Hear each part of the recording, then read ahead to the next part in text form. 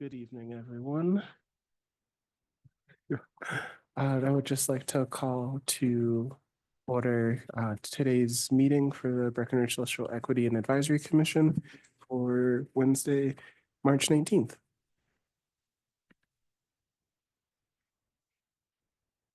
Perfect, and I'll do the roll call. Chair Jordan Burns, Present. Vice Chair Tosh Greer. Not here. Town Council, Member Carol Sade. Here. Isaura Cirillo, she's coming, she's late, she texted me, she's late. Michelle Mahoney, wait, did I say that? Present. Jatuan Daniels. Abigail Martinez. June Walters. Here. And Ujala Vatas. Oh. So, welcome, everyone. And I would just like, is there a discussion or can we approve the agenda from February? I move to approve our agenda. Second. Perfect. Is there a discussion or can we approve the minutes from last meeting? Approve the minutes. A second.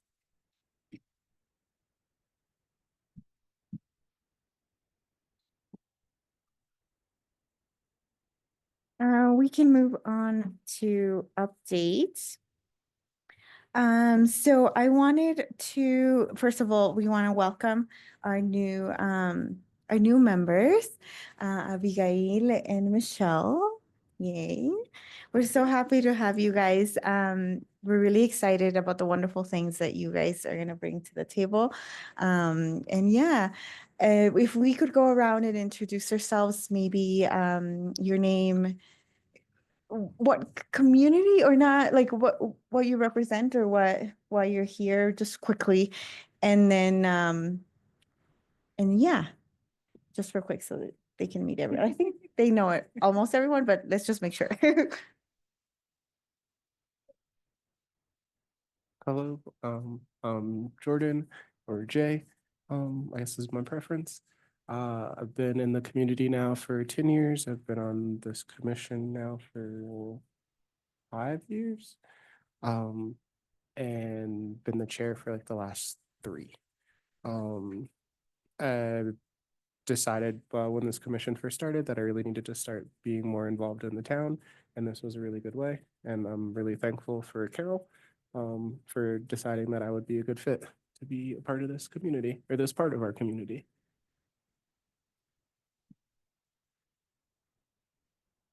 Go ahead, Carol. My name is Carol Sade. I'm the town council rep for this committee. I've been on town council since 2020 and been involved with the Social Equity Commission since it started in 2020. And I've been so proud of the work we've done and looking forward to all the new initiatives that we'll continue to do. So I'm very honored to be the town council rep. And the mayor and council members, they can't always come to these meetings, but they get updates. And I know we have their full support and the backing of town leadership, both staff and council. So thank you all for being on the commission. Do an introduction.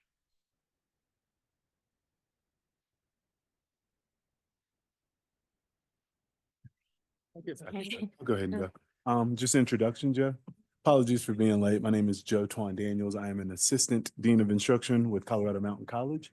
I have been on this Social Equity Advisory Commission since, holy cow, it's already been a year plus, January of last year. Super excited to see the evolution of this body and continuing to do those good works out there in the community. Hi, my name is Ujala Vadas. I've been a member of this community since 2011. I joined the council last summer, and part of the reason I joined is because of my kids, and to show them that it's important to be a part of your community and to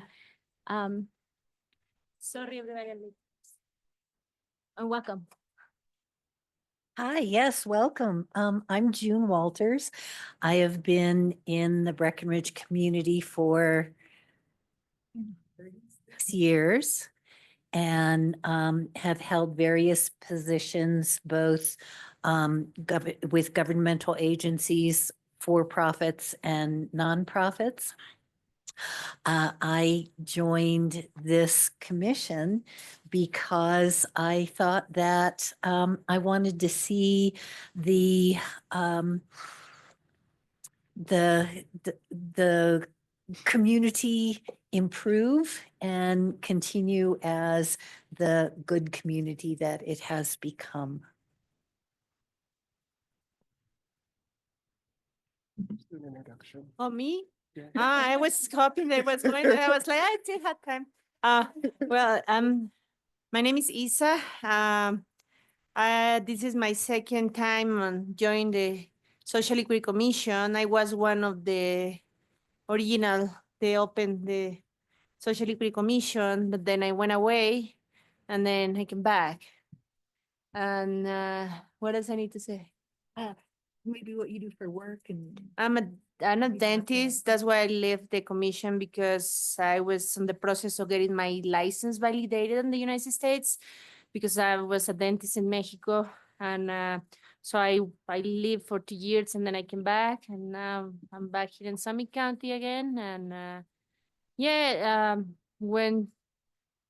when this started, it was around COVID. So it was when George Floyd thing happened and there the whole movement started and is when the Social Equity Commission is starting to be a team and everybody started implementing it and is when the town of Breckenridge decided to do it, they put um, I forgot how to say that in English. Una convocatoria. ¿Cómo se dice convocatoria en inglés? No. Cuando sale en la convocatoria que they were asking for people who was interested on be part of this. What was it? Posting? I don't remember the word. I don't know. Recruiting? Yeah, like when they announced it and it Right. was in the When they announced it, newspaper. when they Yeah. said- yeah. Well, when they announced it, they were asking to people if they wanted to be part of it. Uh-huh. I don't know how to say it in English, but well, so, and then, so we apply and we got accepted and I figured I feel like at the moment it was a very good, time to represent the immigrant community and be a voice of, the Latin community in the county. So, yeah. And? Do you get to go? Oh. Yeah, well, you guys know me. Yeah. Well, I'm Flor Cruz. You guys, I'm the person that talked to you since the beginning. And yeah, I helped the commission put their work into action. And yeah, I'm happy to be here. I also love our immigrant community. I have a passion to make sure everyone can be the best versions of themselves, whatever that might be. And so this is great work that I think we do. Awesome. You ready to go?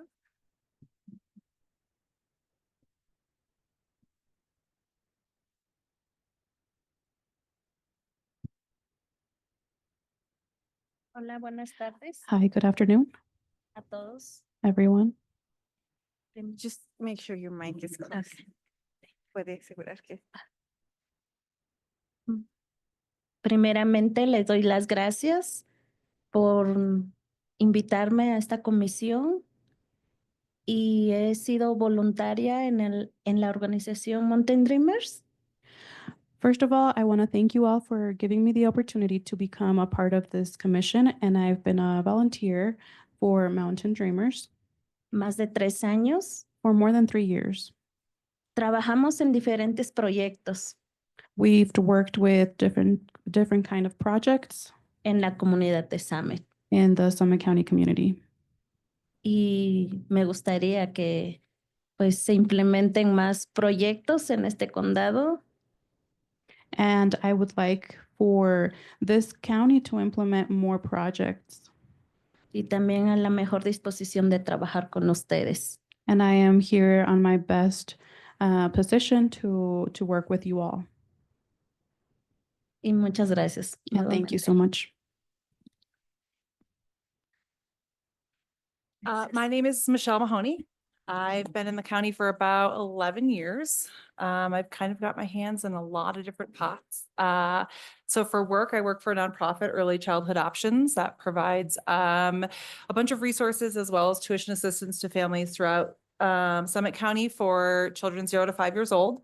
So I work with Mountain Dreamers, I work with Head Start, and then I work with all of the providers for early childhood. I also own a cafe in town, Simply J Cafe. So I have a business owner's mentality as well. I live in Breck and work in Dillon. I have two. Yeah. Yeah. We can drive together to work. I have 2 kids and then 2 stepkids. So I'm from preschool all the way up to middle school. So I'm kind of all over the place and really excited to be here and very thankful for the opportunity. How you find time to come here? We're gonna see what happens.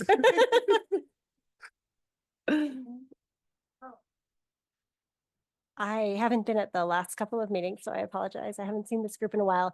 I'm Helen Kosplich. I'm the Director of Municipal Services and Engagement, which covers the division of which Flora is part. I'm also the town clerk, and so I'm just here for support. For the next several meetings, you'll see me in this spot where Scott normally is because he's got a conflict in his schedule, but I try to always attend regardless. And I do have a tiny dog that fits in a bag underneath the desk. I spit by in case you guys wanted them. The dog. Perfect, thank you. Thanks, everyone. Well, again, we're super excited to have you and we can't wait to see the wonderful things that you guys will add. Thank you. The next update, staff summary update, I wanted to let you guys know, and maybe June can help me out in this one. So a while back, we provided a letter of recommendation to Breck History, who was in the process of applying for an exhibition. And it's, well, maybe June can give us more information, but it's a Native American traveling exhibition. And it sits in the Smithsonian American Traveling Museum or Indian. Actually, it is an exhibit that is on permanent display at the Smithsonian Institute's National Museum of the American Indian. And Breckenridge History applied to have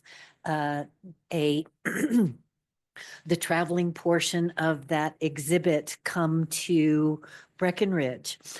We recently lost our Seasons of the Nusha. That is the Ute exhibit that we had in the Welcome Center. And it will be replaced starting January 7th, 2026. So just in time for our semi-quincentennial of the nation and the sesquicentennial of our state. It is called The Americans, and it is a demonstration of how the Native Americans have been with us in representation from time immemorial to before the United States was a nation to how it surrounds us today. It is a fabulous exhibit that a colleague at Breckenridge History and I got to see when we went for Advocacy Day in Washington, D.C. And it is quite it's a small victory to get a Smithsonian exhibition here in our town. So proud of that. And we are grateful. I think that the letter of recommendation from this commission and town helped us garner that exhibit. It's a big deal. Yeah. So yay to our partners in breakfast. And June, since you mentioned it in a way that I can't reproduce, the 150, 250, will you quickly explain what that is? Sure. 2026 is the 150th anniversary of the forming of our nation. It is, no, wait, excuse me, the 250th anniversary of the forming of our nation and the 150th anniversary of the establishment of our state. So History Colorado, which is the State Historical Society, is guiding efforts to celebrate the 150th anniversary along with the 250th national anniversary. And it seems that Breckenridge history has is initiating the formulation of ideas and ways in which to celebrate.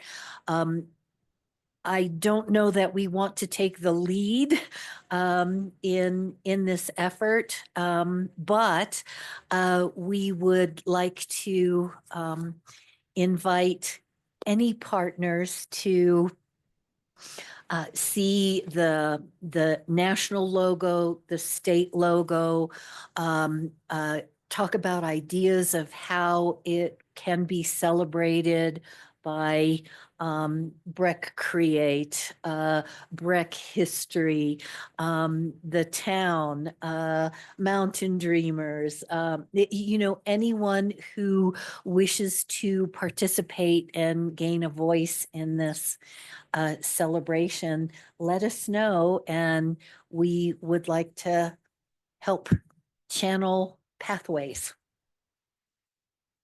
Thank you, June. Thank you and congratulations. That's huge. Thank you. So, and the next item is a Black History Month cooking class update. You guys have the pictures on there, but people just had a really great time.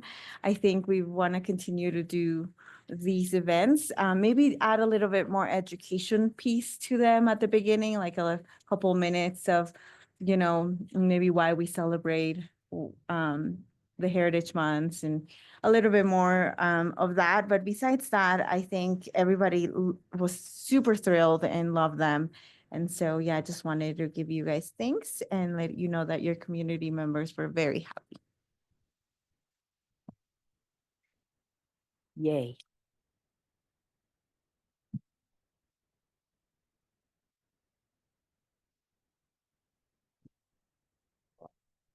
For that. And real quick, for which other months have we celebrated with a cooking class? Was it just Hispanic Heritage Month or have we done others? I can't remember. Black History Month as well last year. I Okay. wasn't here for that one.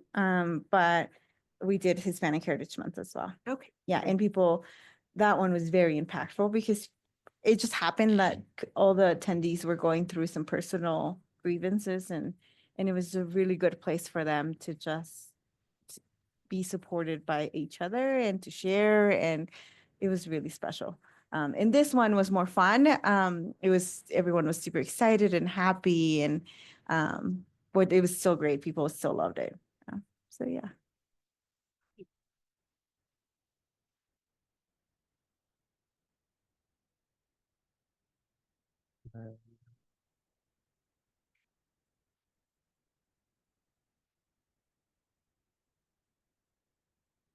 Talk about the next one. Yes, please. Yeah, we might need your help, Carol, when we get to expectations. So as we have two new members, I thought it'd be a great time to kind of review a little bit of the work that we've done in the past, but also like how does that fit into what we are here for, our mission, our expectations, our responsibility as a commission, so that our new members can know kind of what to expect and what they're what work we're kind of going to do and how they can start thinking about it, but also as a great reminder to all of us who are already part of the commission and can start to, remember the reason why we're here and the type of work that we're trying to do. So just a real quick update. Our purpose statement, right, is always striving for racial and social equity for all by removing barriers and facilitating opportunities to thrive.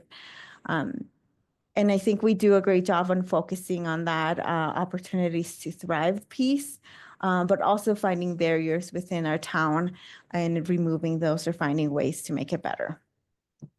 The goals that we focus on are the 5 goals: celebrating diversity, community influence and education, community outreach and engagement, immigration rights and advocacy, and civic engagement.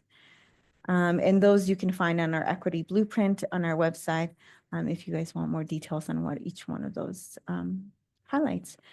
And as you know, those goals then kind of come together to create our subcommittees. And so the first 3 work together, and then the other 2 have their own meetings. And so kind of think about that, because at the end of this discussion, we're going to either realign or align ourselves or sign up for which one you want to work on. Do we want to think about keeping them the same? Do you want to maybe change it up? Just kind of think about that. Currently, the first 3 work together and they meet every second Wednesday from 5:30 to 7 with an estimated 30 minutes for each. And then immigration rights and advocacy meets in person on Fridays, either every first or every second Friday in Dillon at the coffee shop at noon. Yeah. So that might be a good one if you work on that side or if that's easy. But we could also change that. Mountain Dreamers is willing to move closer to Frisco area if we wanted to. Civic engagement meets in the morning. So our wonderful morning people at 7:30 on usually every second or third Tuesday of the month. And then also to go with these goals, because each subcommittee represents one of our main strategic goals from the blueprint. We've talked about how those goals, I mean, the initial draft, I know the blueprint wasn't finalized till about last year, but essentially the goals have been our goals for the last 3-4 years. So we welcome any feedback from commission members as we look, maybe we need to refine a goal, refine a tactic. So that's something I know some of us have been talking about, but just to plant the seed that although this is our strategic document, it is very fluid and open to input from the commissioners. When the council established this committee, the council didn't want to set the goals. We said this committee, once it's formed, will set their own goals. So it's up to this committee if we want to change or refine any of the goals. So always keep that in mind. Thank you, Carol. That's a great reminder. And then these are the duties and responsibilities that were set when the commission was formed back in 2020. But again, with that expectation, I think that on purpose, they're fairly broad. But Carol, do you want to highlight anything on here that is important for us to consider? Yeah, all these points are important. I think again, as we did our introduction, one of the strengths of this committee is that we all have such different backgrounds, from lived experience to job to social networks. So one thing I want to remind all commissioners, if there's something coming up, I mean, always like talk to your networks, your colleagues, your friends, like that is your strength. I know as a council member, talking to people is what helps inform me. And I want to remind everyone to lean on your network, see what others think. And I think that's one of the great benefits that that us as commissioners brings. Yeah, and you know, that in it, it's like part of everything, you know, working with local organizations. You guys all work with organizations in different places. We can't make recommendations. Well, we can, but we would try to make recommendations that are based on what you're hearing, right? How can we inform town council who maybe doesn't always get to hear certain things or gets to have certain perspectives? And then examining and identify social inequities. And then when we generate inclusive ideas and initiatives and do things that can promote racial equity, to also just be an active participant when we do that, right? So when we have our initiatives, to be able to participate, to attend, and then to go back and forth and spread as well, keeping that in mind. So here are some of the things that we've been working on based on our goals. Community outreach and engagement for 2024. We helped housing with Stables Village. So all of their communications were bilingual, their forums were bilingual, which expanded outreach, and it provided, or it gave us four Spanish-speaking families who own in Stables now. Either they're there or they're in the process of finishing that up and being able to be part of that neighborhood, which is amazing, because normally if you look around all of our housing, well, at least our ownership housing is not very diverse. And so that was a big accomplishment for the commission. Our Spanish-speaking communications, the town created my position, which is the bilingual community outreach and engagement liaison, or a person that can make sure that our communications can be equitable and can also be in Spanish, because that's the highest other language that we have, but it could also expand into other if needed, or if we see the need for that as well. And so one of the things that we did, most of our social media communications is bilingual, or we somehow try to get it to the people that are bilingual in the language that they speak, at least Spanish. And then we also joined the Facebook Latinos group, which was huge, because it's basically how people get their information. And so if we weren't on there, we were losing almost our entire community. So we got on there, we posted, we got a bunch of likes on different posts. There's some that are more popular than others, but people are still noticing us, and they're still, they even started following our page. So we can see the growth of them beginning to at least look for what information, or to look at us as a resource for information. Celebrate diversity. These are some of the initiatives that we had from Hispanic Heritage Month celebrations.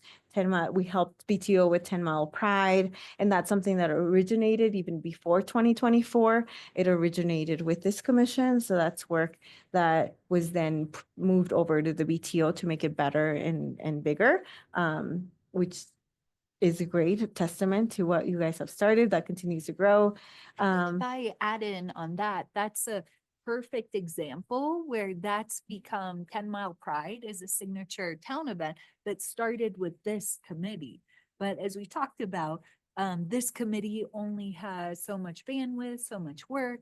Floor has almost only so much capacity to do a lot of the great work that starts here. So those partnerships are just so instrumental to our work. And that's a perfect example, working with the BTO, the Breckenridge Tourism Office, that then took over the event, still gets input from this commission, but it's moved on. Yes. In our other, like Neurodiversity Awareness Month, and then a conversation with Ernest House Jr.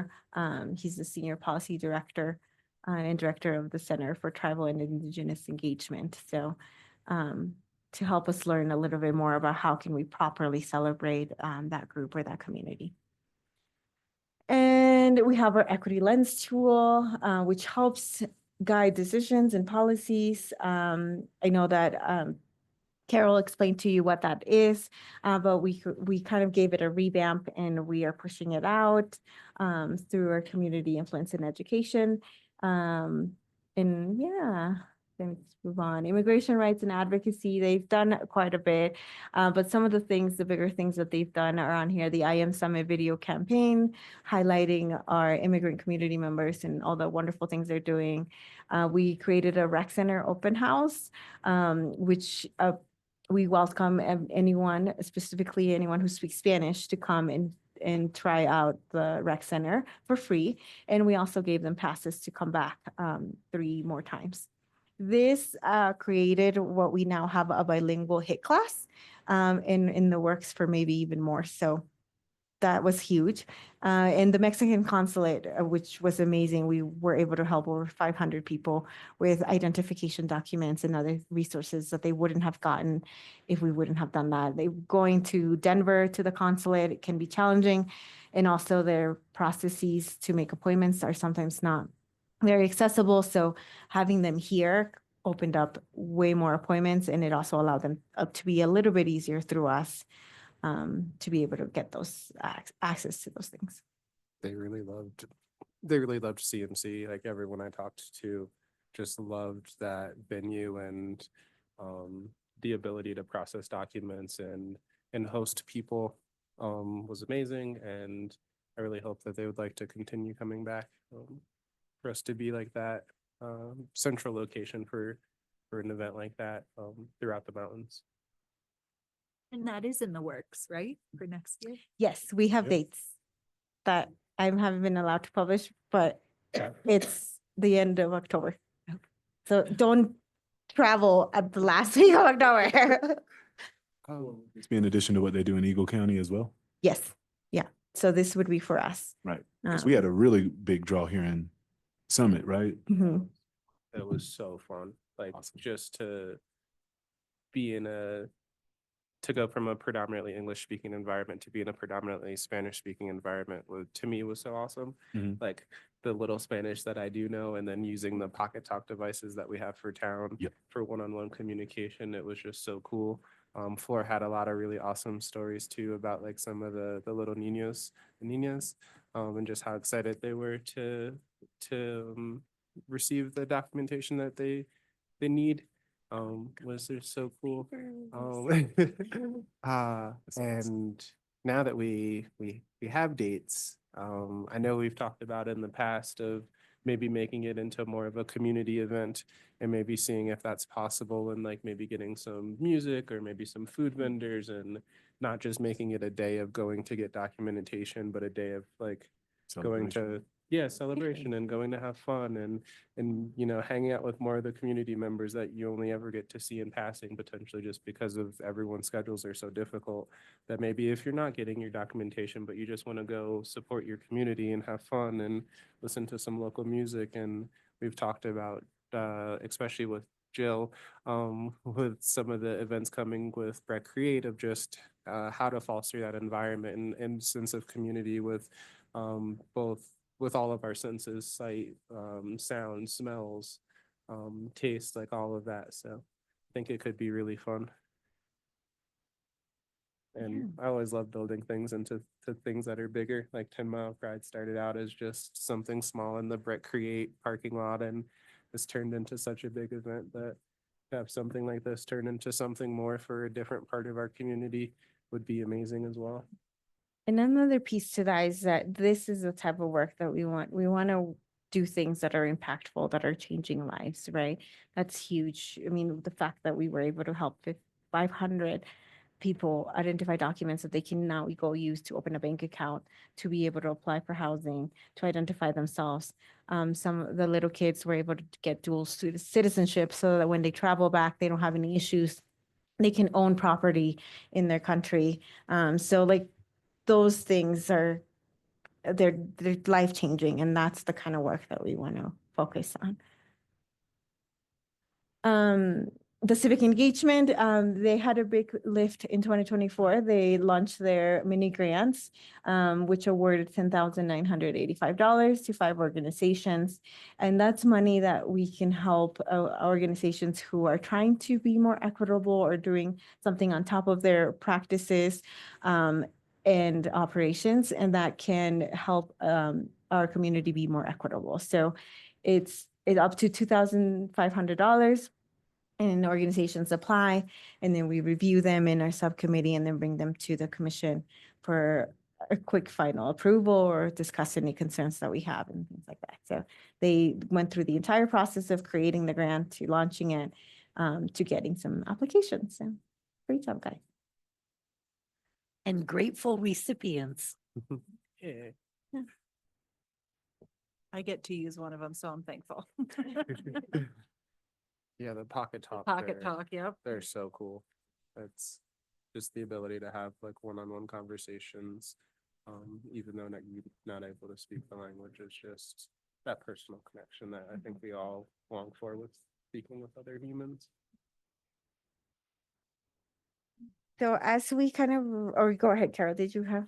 I was just gonna say thanks for putting that together. And so That's if any nice. of the commissioners have any questions, feel free to ask them. Now, we'd love to hear them. And also, if you all think you'd like other resources and the town can support you, or you have questions and Flora and I or other town staff can provide you with more information, we'd be happy to provide that. Thank you. It's good to be reminded. And I think as we think back on all the things that we've done, we might, well, one of the things that I know that I want to make sure is that we align or we get our subcommittees figured out. Do we want to stay in where you're at, or do we want to change? Or which one for the 2 new members, which ones would you like to join? And then also think about the structure. Is there anything you would like to change? Any goals, kind of like what Carol was saying, that we want to focus on more, any type of work? Just, this is a great time to reflect and to be able to make those decisions and be able to move forward into 2025 work strong. I had a question. The first 3 committees that meet at the same time, is there a reason that they're a cohesive committee and meeting, or is there a opportunity to break that up a little bit, or? Yeah, we, Because they were broken. they up. were broken up. Broken up, okay. Yeah, and then just the, A lot of the same. like, yeah, a lot of the flow of information through them all, like, Okay. just led to the same conversations. So Got we would start a meeting and it would just be the same 10 minutes of a previous meeting. Okay. So to just keep a lot of the ideas concise in the flow of information as far as like community outreach and engagement and community influences, are they're still very similar. Sure. So deciding on how those things all worked together was kind of the idea. I want to say that that was Joe Twan's idea when he initially came into the commission, of just like the redundancy of it and having us meet at different times, because we were really slow to output because of it. So like things would, like our celebrating diversity meetings would come up with this calendar of the things that we wanted to do, but we didn't know of anything to do. It was just a bunch of good ideas, but it was, okay, is this an idea that could be educational, or how did we want the output to be? So it was just coming up with a lot of things that then had to go to someone else. To decide if that was Bingo. action. Right. Got it. So you were All disconnected. together, it's okay, like these are the things that we're thinking of doing. Then the next meeting of, okay, cool, those are the things we thought of. This is how we're gonna do them. So that half an hour section of time is planning, designing, and then implementation. Okay. I would say is probably the organization of it now, compared to. Increasing your efficiency. That's Yeah. impressive. Yeah. You know, Yeah, because it was like, cool, we had all these doing the silo ideas. thing. And then we'd like wait a week for the next meeting, and then it was like, well, I had this other idea now, and it was just like, no, that's a next month idea. That could have been an email to update us all. Of those 3 subcommittees too, it was like most of us were all a part of them all in Oh, some way, shape, already. or form. So you as- saw the disconnect and. Right, really well, it's wanna- just yeah. to move together forward and, with the same energy, in a more efficient and effective manner. And when does that one, is it one committee that you have to, like, could you clarify that as well? How many committees or like, what's the? Yeah, the expectation, or I don't know if that's the right word, but the expectation is to at least to be part of one subcommittee, or to work at least in one. You could be part of all three if you wanted to, but at least one, and each one has its own meeting times, which we could also realign if we have to change. But that one meets every second Wednesday of the month from 5:30 to 7. In Virtual, civic engagement and celebrating diversity, community engagement. The three ones, they meet virtual. Okay. This seemed to be easier for everyone. Mhm. Just at the kind of the 5:30 time, it's always been a bit difficult to get everyone in person outside of for big meetings. Yeah. But I think civic or immigration rights and advocacy has done really well with meeting in Dillon. Mm. And then civic engagement, I'm not sure if Right, you guys in are the mornings, in the right. mornings. Yeah, so. Yeah, that one's I guess that one's always been like a night meeting too, so. Being virtual has always just been easier. Or what would you like from us? Should we go down the line and see what groups, what subcommittees commissioners want to participate in, or should Yeah. they email you, or how do you? I- want- Oh, okay. If we could just email me which ones you want, and then I'll send you the invites to those. They're all really fun. Everyone has a bunch of things going on. I love hearing about it all. I'm on the emails now for all of them. It's great. I don't respond as much as I probably should, but I'm gonna work on that.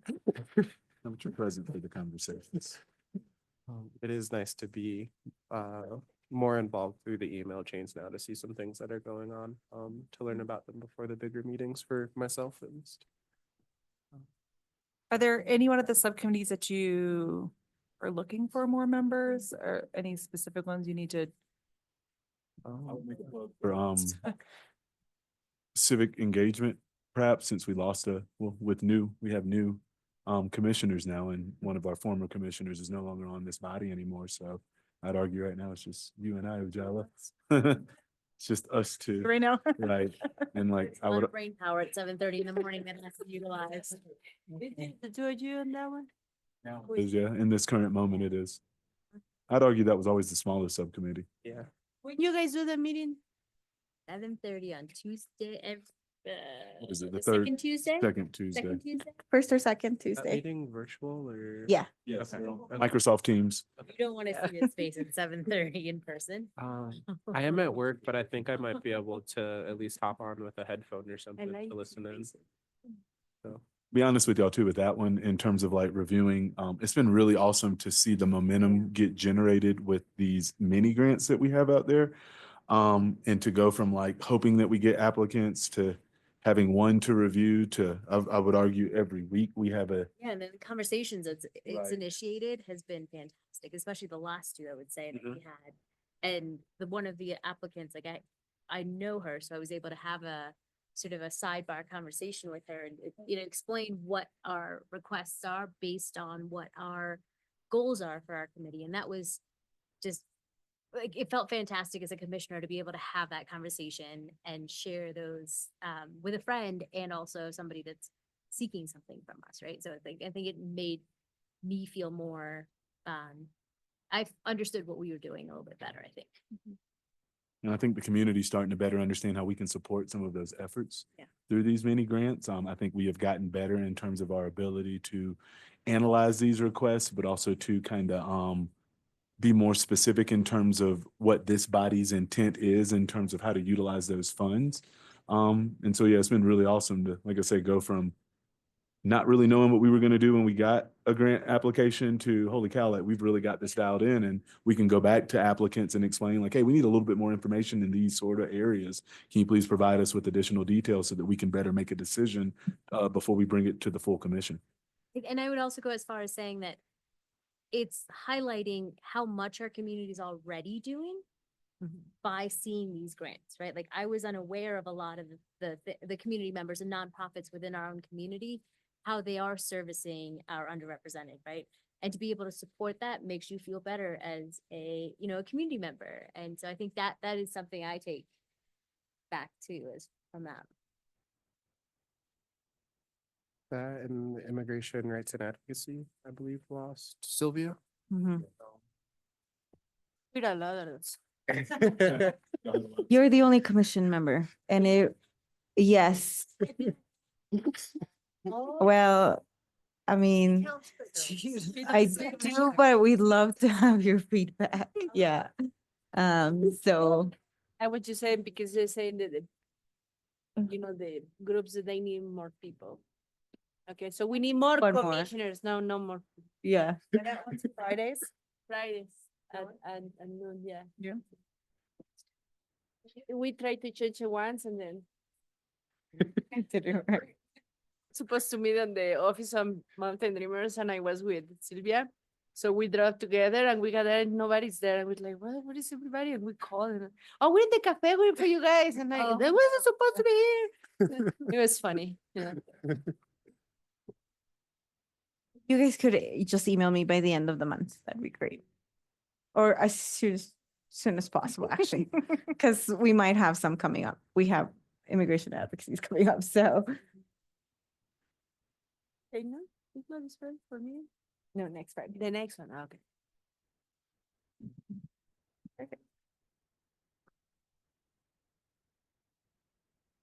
Here, the document says you wanna.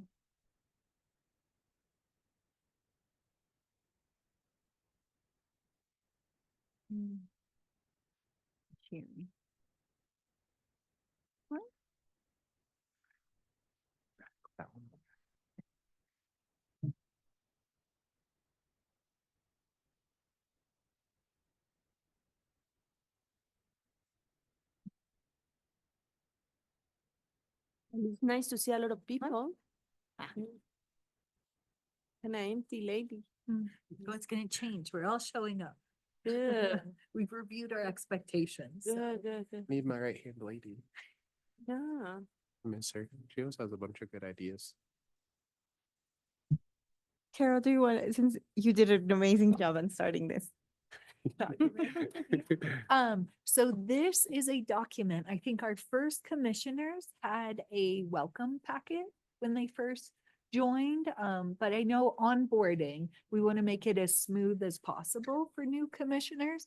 Flora, Helen and I put together this document. It's a quick welcome. It's to remind you of our contact information if you have questions. And we'll email this to all commissioners, so you have a copy, but reminders when the meetings are, what are the attendance expectations, a little bit about the background of the commission, why it was formed, each of the subcommittees and the 5 main goals of our blueprint. And then a couple resources, a link to the blueprint, our equity lens, to the website, and a couple reminders. So a reminder that this is a formal Town of Breckenridge meeting, so it's always open to the public and it is recorded. So a reminder that it's recorded. So anything you say is forever captured. So keep that in the back of your mind. And also the jurisdiction of the commission. As we've talked about the other initiatives we've worked on, we really highlighted the partnerships we have. We have so many great partnerships. The Town of Breckenridge and the Social Equity Commission is part of the town. We rely on our partners to execute a lot of our goals. And just a reminder that they are partnerships and we work together, but we cannot mandate anything. We can't force CMC to do anything. We can't force Breck History to do anything. We can't force the school district to do anything. So it's partnerships, just a reminder of what is our jurisdiction, what we can do, and in what geographic area, which is the town of Breckenridge. And then we included the mission or refresher on our, And this is only highlighted because I sent you guys a version and then I added this. So just noting that this was not on there, but I'll send you the updated version once approved. Thank you, Flor. perfect. And again, a refresher of the subcommittees, the expectations. So we put this together to help ease onboarding. So if you all have any feedback, again, any information that would be helpful, especially Abigail and Michelle are new commissioners, since you're just going through this process. If you think, hey, it would be helpful if I knew this, or if a new commissioner knew this, that's something we can add to our welcome packet. Yeah. Yeah. Yeah. Or did I miss anything? No, that's perfect. I think it's great. I would have so loved this Mhm. when I came on board. I have one other suggestion, and that is in where we list our resources. I can't remember, are those, yeah, so those are links. Yes. I think we, like when we put up nomination forms or our grant application form, we should have links to that, as well as to our Instagram, Oh, that's a great idea. our photos and of the initiatives that we complete, the celebrations that we do, the documents that are necessary to nominate someone for IM Summit or a way to submit ideas and see kind of the paths we've taken in the past. Because, everybody loves a good visual. Yeah, that's a great idea. Also, to be able to take that link and send it to someone if in, in your own networks, someone says, oh, well, I have someone I'd like to nominate for a Woman of the Summit, then, it gives us an easy way to allow that to happen outside of the commissioner group. Engage more, folks. But I really like it. This was a great idea. Great things, June. I'll work on that. And then once edited, I'll send it out back to you guys. And if you guys could just approve it via email. And then once it's ready, we'll have it ready for the next person, but also available to you.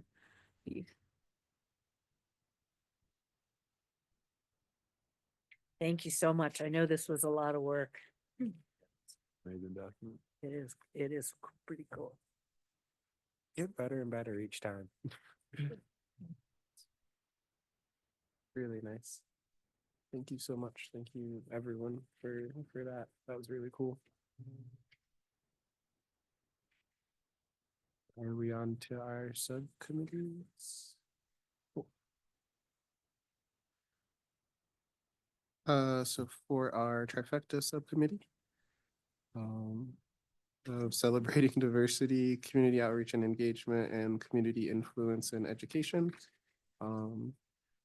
we got to meet with Ms. Jill from Breckenridge and just talk about some ideas to learn more about the projects that were upcoming with Breckenridge, and they're awesome. The artists that they're gonna have come in and show work in this town is gonna be so cool. I can't wait.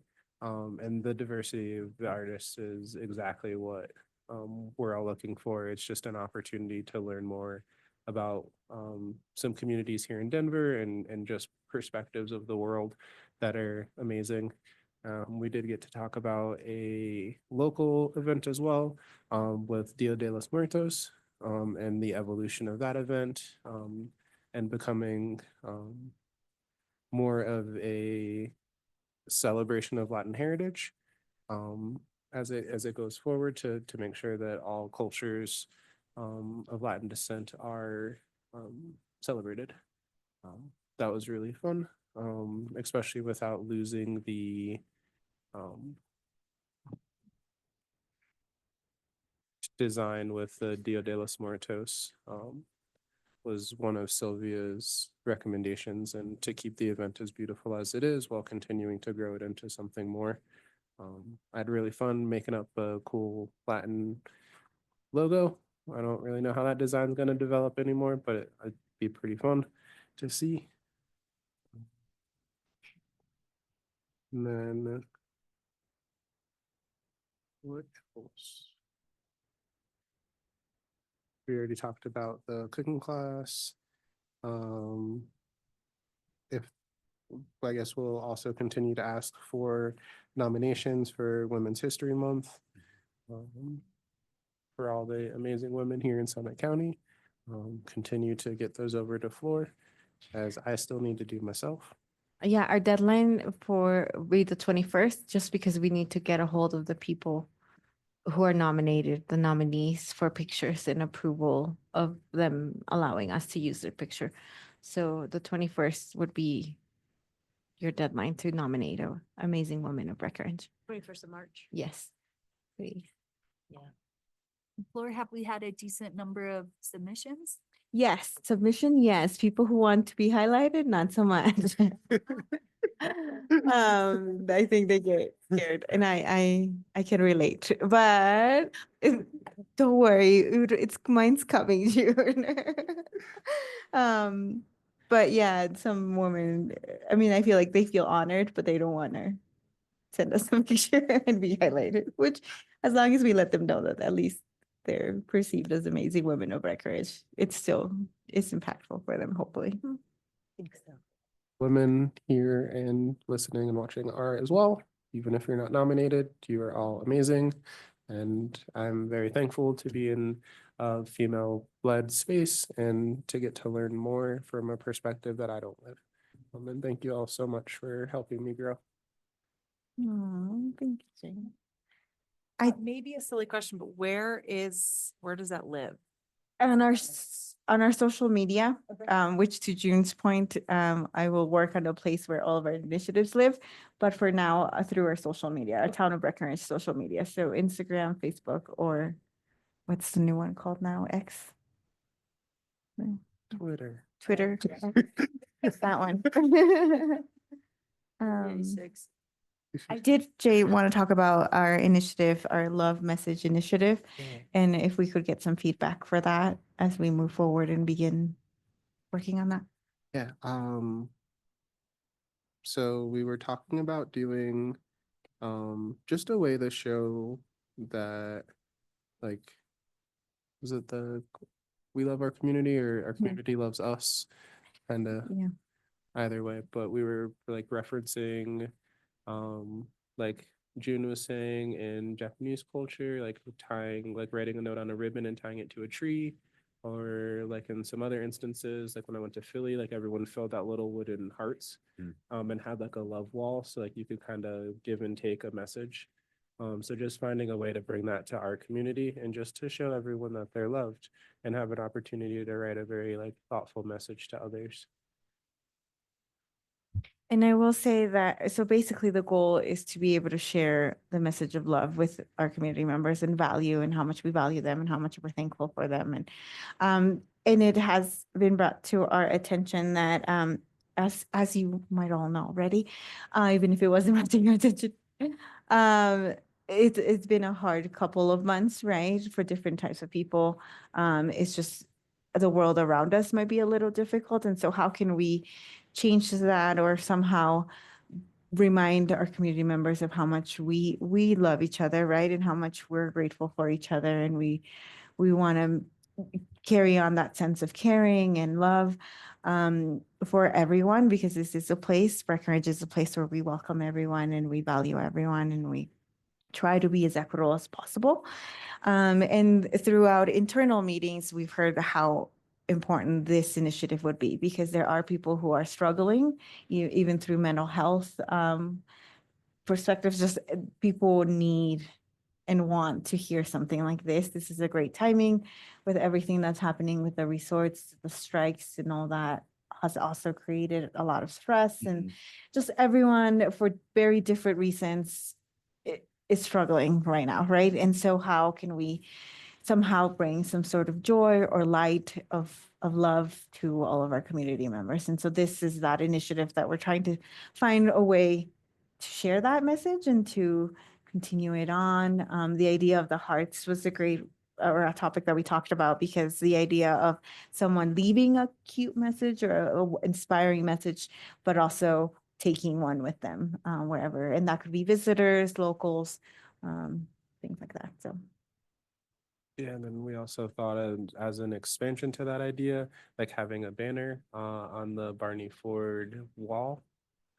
That was very heartfelt and letting the community know that they're loved as well. That was June's idea.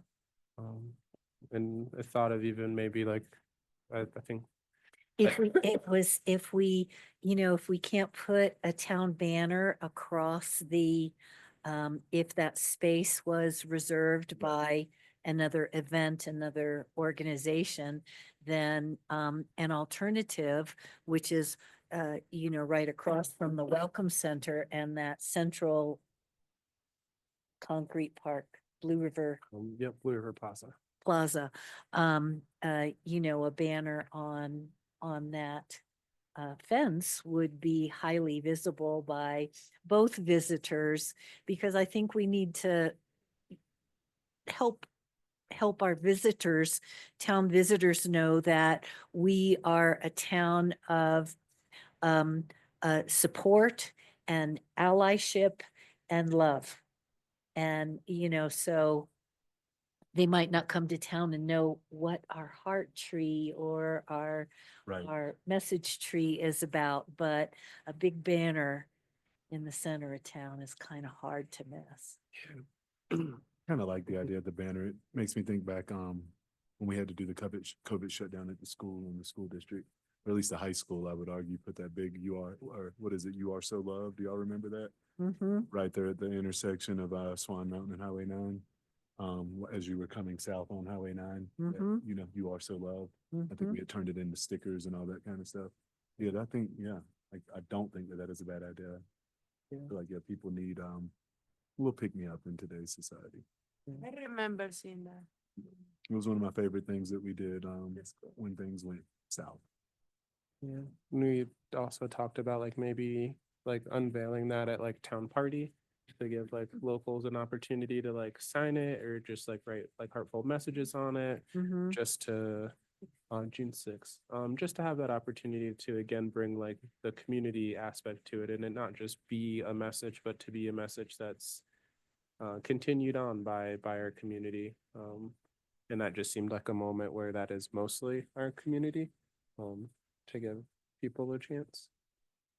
Yeah, that's it's a great idea. And I know Brett Create was there, so I would love their input if it's any form of public art installation and learn from their experiences. And hearing about this initiative, I mean, I think we always think of who is our partner organization from this. So hearing the reasoning behind it, I think it'd be great if we had a conversation with Building Hope, which is the mental health leader in our community, to see if they have ideas and how maybe we can roll them in or partner with them. Yeah. We're gonna do a banner instead of maybe words. If we wanted to work with Recreate, we could do like handprints. Because then that would keep other people from potentially writing on it. So I guess to show that we're all one big community through all the different handprints, but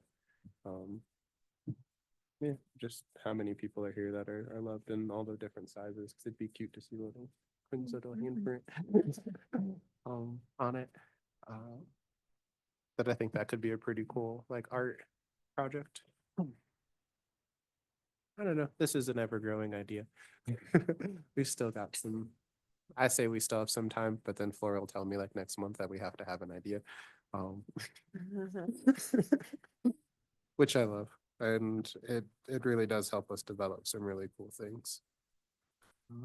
Carol, I am working, trying to get a meeting with Building Hope.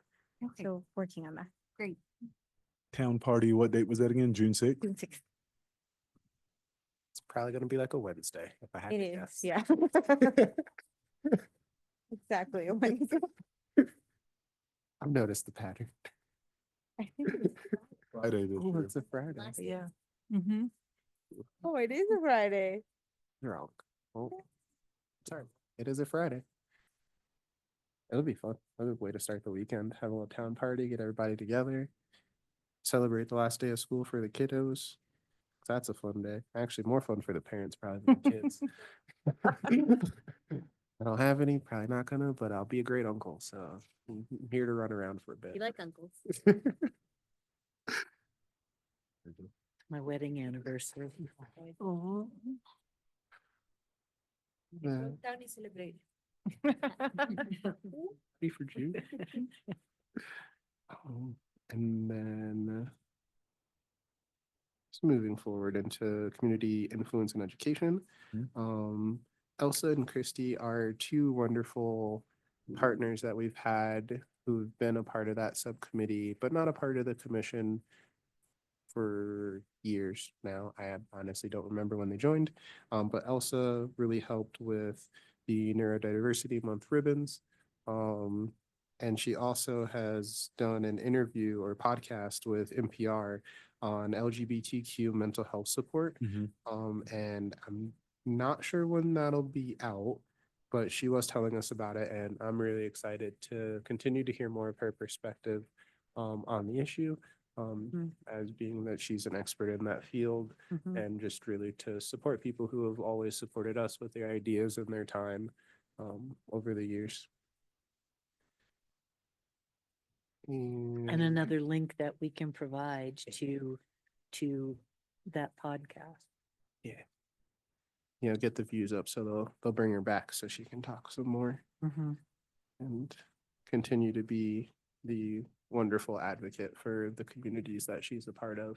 And like, as we've always talked about, just like being the microphone for our community and taking things and amplifying them and making them bigger and more known about. And yeah, I think it's just a good way to continue to support some of our community members who have done a great job helping us, and to let the rest of our community know that we're here to support them in the amazing things that they're doing, no matter what they are. 'Cause podcasts are pretty cool.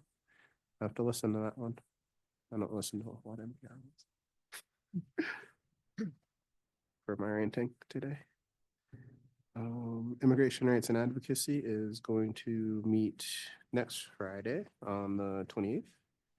And civic engagement has met. And Carol or Jotuan or Jella, would you like to fill us in on that? Jella, would you like to? No?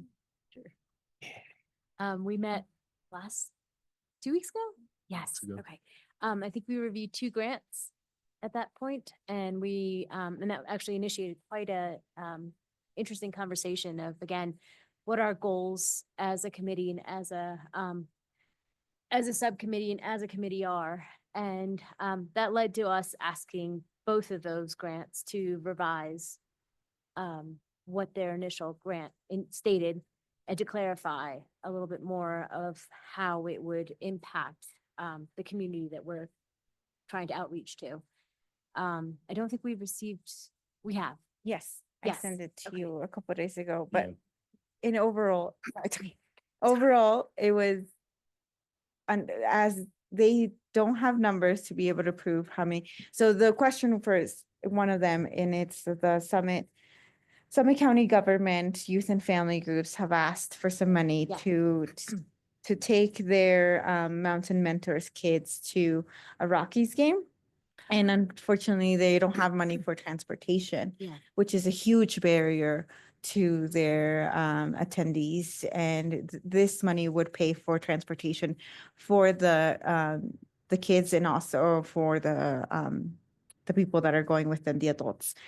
So That's it- great. yeah, we just were, I think the subcommittee was a little concerned about how this impacts Breckenridge and Breckenridge residents and workforce.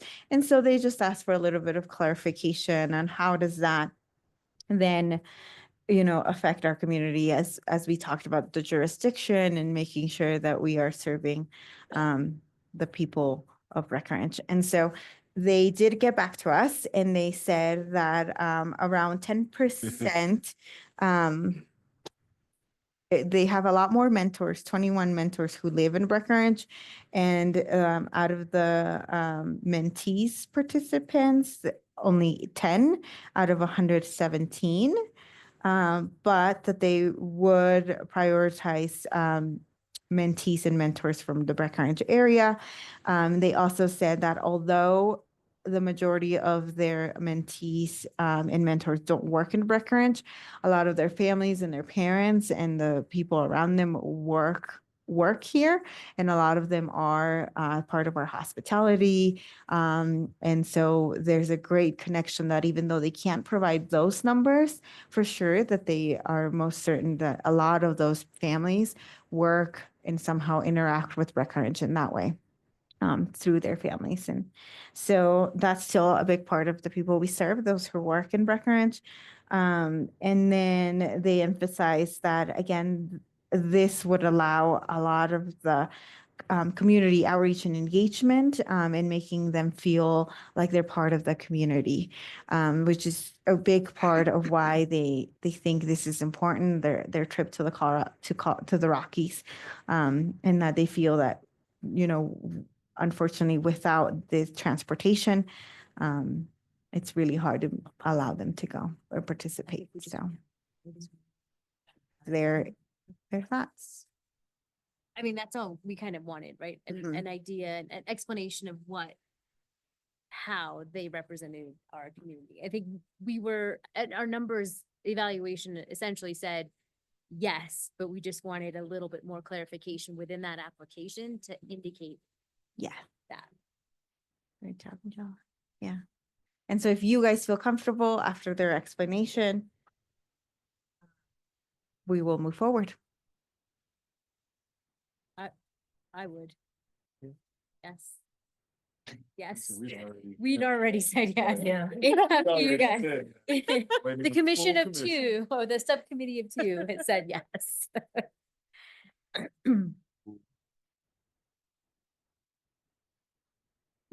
Yeah, how Do we need to vote? yes. I concur. We're not on the committee. Yeah. Yeah. I feel like that was a big thing that we wanted to be clarified before we brought it to the full commission. Like Ujala said, like we definitely scored it and felt that they should be awarded the grant, but we wanted to make sure that we had that additional piece of information to bring to you all to Help support it. help support that. Well, I think it provides a level of accessibility to people who hadn't enjoyed that yet. Yeah. So, I'm a yes as well. Sports are so powerful and they're devoid of really any barriers. So like get an opportunity to go see professional athletes play can spark something in a child and make them want to push themselves to be on that stage. So I think it'd be a wonderful opportunity to go down and get to see the Rockies play.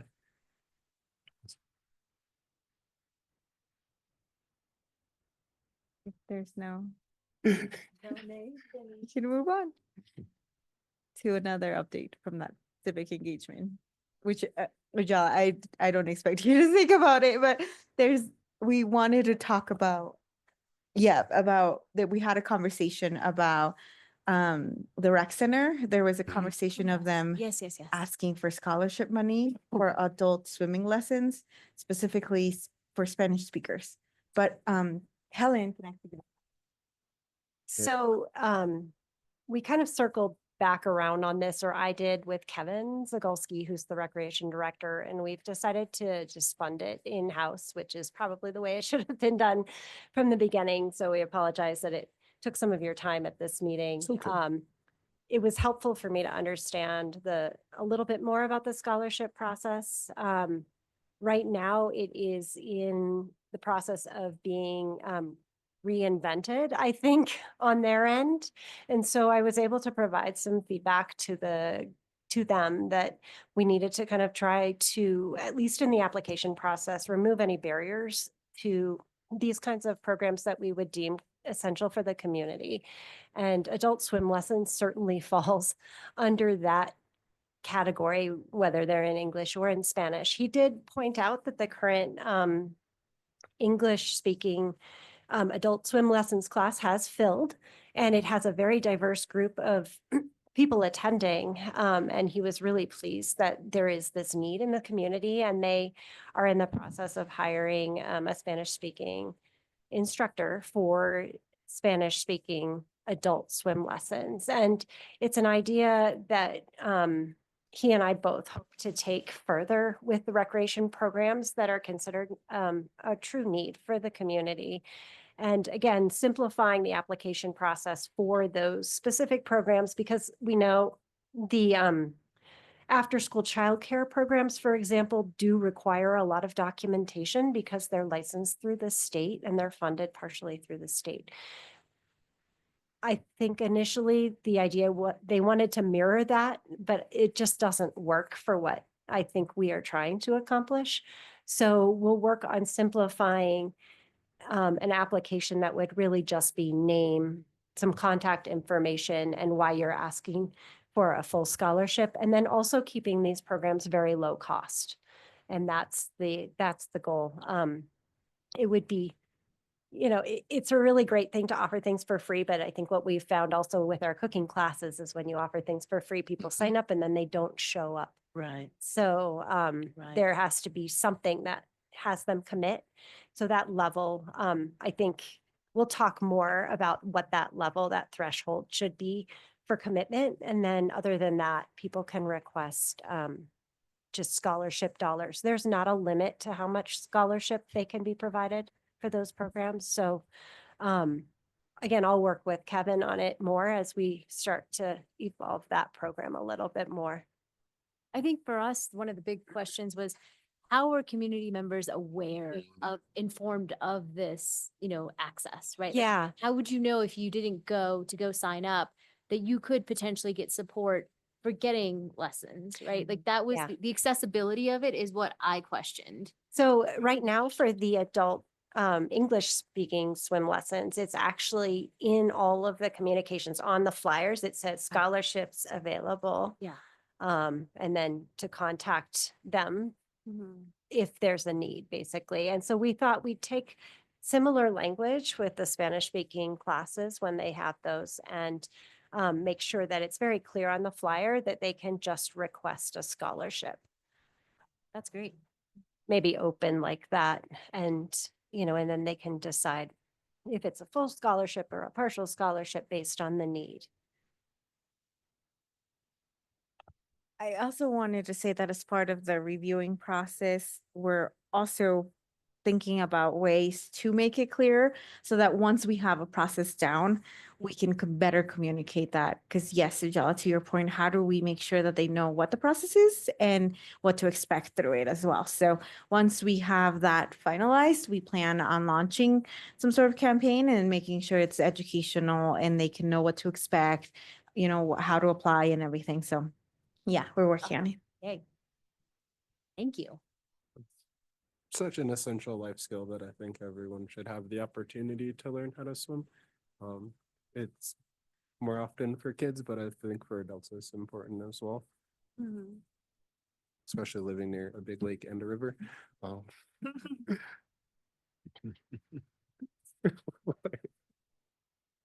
No, but people go out on it. It would make you more comfortable going out on like a pontoon or something, knowing that if anything was to happen, because we do get some pretty strong winds that come across the lake. Um, anything else from that subcommittee? No, we haven't received The treetop. the treetop one. No, and we had an application from Treetop, and I think what we asked from them was to rewrite it basically. And so they're going to do that. So they will bring us a new application back, and they're working on it. It was kind of generalized, asking essentially for like operating funds. And then again, like we were saying, like our discussions within the subcommittee got a little bit more streamlined and focused in terms of this commission would love to support new initiatives in the name of social equity, as opposed to mainly supporting things that they already do. How are we reinventing the wheel? How are we, redesigning or reimagining what some of these organizations do through the utilization of these funds? And so, yeah, we decided on that particular application, it wasn't necessarily fair for us in that moment to score it. And so we communicated with them that we would like that to be a little bit more tightened up. Can we get a little bit more specifics with, because as we start to get a little bit more notoriety in terms of what these grants are this money that is out there in the community, we don't just want to be funding what they already, what they already currently do. Yeah. It's like, no, this needs to have a Not- focus not- on equity initiatives In capital, just. And growth. and growth, right? And how can we grow within some of these initiatives that y'all are asking money for?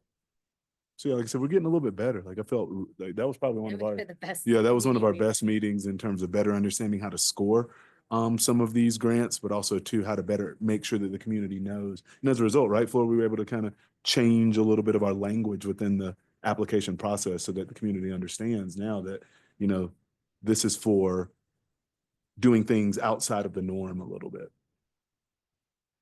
Yes, so we updated our website and our guidelines. Pretty cool.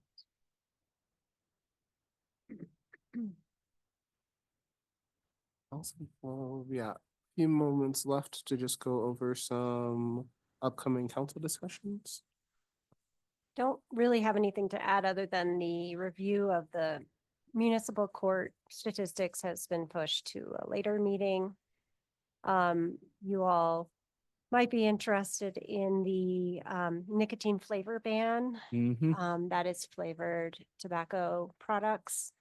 As part of that ordinance, it would potentially also set a cap to the number of nicotine licenses within the town. I will say we started with, I think, about 15 when we first started licensing, and they have dropped to 9.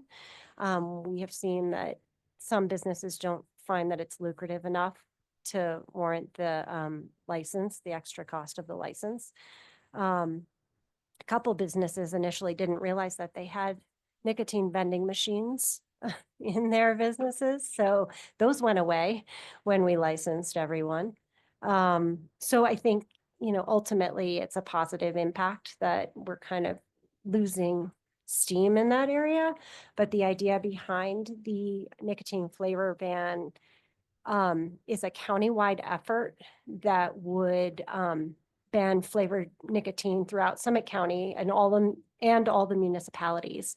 And we believe there's support from all of the other municipalities. I think it just maybe passed in Frisco. I can't remember who just handled it, but everyone is following the same idea moving forward so that, people who want to buy the products don't just shift from one municipality to the next. We had, if you weren't aware, we had a group of high school students come to council. When was that, Carol? Like last fall. And they gave a really good presentation about the dangers of nicotine, especially the flavored products and the attraction for kids. So that was, they gave the same presentation at all of the Summit County municipalities, and they really had the same reaction, I think, from most of the municipalities that, yes, it's time to look at a flavor ban. And so that's where we're at. Anything to add, Carol? That's it. Just in general with these items, these are upcoming items on the council's agenda. So we typically try and look through them and highlight anything that we know has an equity component. Like we know the second to last bullet, a review and discussion of town's workforce housing data. I mean, housing absolutely has that equity component, so we'll make sure to share that data when it's out. But with all of these, if you have any questions at this meeting, we try and answer anything with like that equity focus. But if you have questions about upcoming items, like I'd be happy later to answer any questions about it.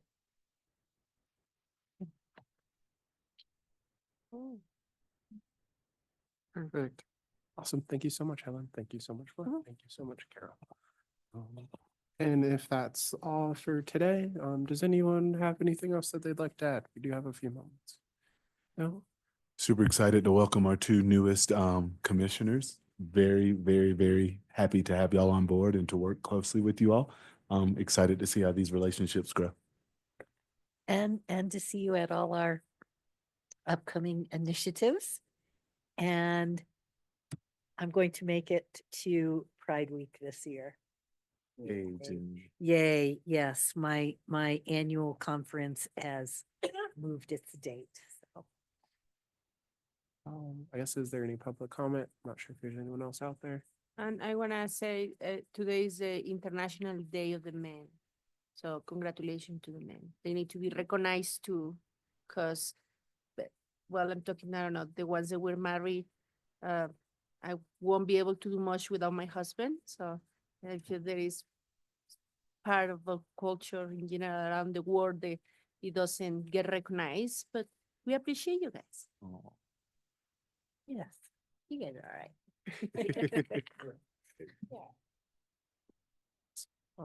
And no public comment. So I just want to thank everyone so much for spending their time with us this evening and all of the awesome ideas that we're going to cultivate in the future to work on wonderful projects. And I'd like to adjourn today's meeting, and I just need a second. I'll second. Thank you so much, everyone. I love you all, and I can't wait to continue this awesome commission. Thank you. Or Jordan.